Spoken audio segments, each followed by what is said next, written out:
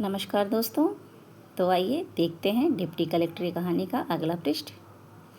दूसरी बात यह कि बबुआ से कह देना कि वह बाहर के कमरे में बैठकर इत्मीनान से पढ़े। मैं बाहर सहन में बैठ लूँगा। सकलदीप बापू सवेरे 1-1.5 घंटे बाहर के कमरे में बैठते थे। वहाँ वह मुवक्किलों के आने की प्रतीक्षा करते और उन्हें समझाते बुझाते। और वे उस दिन सचमुच ही मकान के बाहर पीपल के पेड़ के नीचे, जहाँ पर्याप्त छाया रहती थी, एक मेज और कुर्सियाँ लगाकर बैठ गए। जान पहचान के लोग वहाँ से गुजरे तो उन्हें वहाँ बैठे देखकर आश्चर्य हुआ। जब सड़क से गुजरते हुए बब्बन लाल पेशकार ने उनसे पूछा कि भाई साहब, आज क्या बात है, तो उन्होंने जोर से चिल्लाकर कहा कि भीतर बड़ी गर्मी है। और उन्होंने जोकर की तरह अपना मुंह बना दिया और अंत में ठहाका मारकर हंस पड़े, जैसे कोई बहुत बड़ा मजाक कर दिया हो। शाम को जहाँ रोज वह पहले ही कचहरी से आ जाते थे, उस दिन देर से लौटे।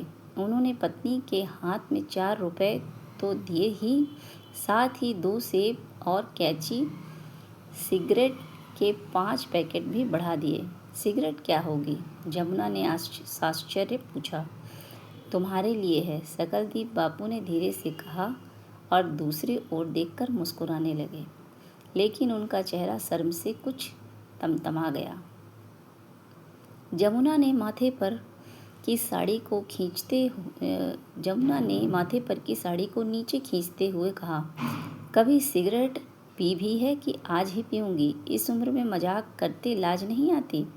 सकलदीप बापू कुछ बोले नहीं और थोड़ा मुस्कुराकर इधर उधर देखने लगे। फिर गंभीर होकर उन्होंने दूसरी ओर देखते हुए धीरे से कहा, बबुआ को दे देना। और वह तुरंत वहाँ से चलते बने।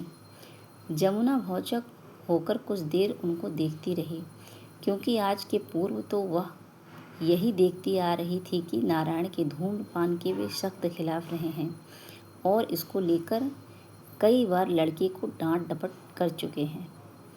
उनकी समझ में कुछ न आया तो वह यह कह कर मुस्कुरा पड़ी कि बुद्धि सठिया गई है। तो फ्रेंड्स, आज की कहानी में बस इतना ही। कल फिर मिलेंगे। धन्यवाद।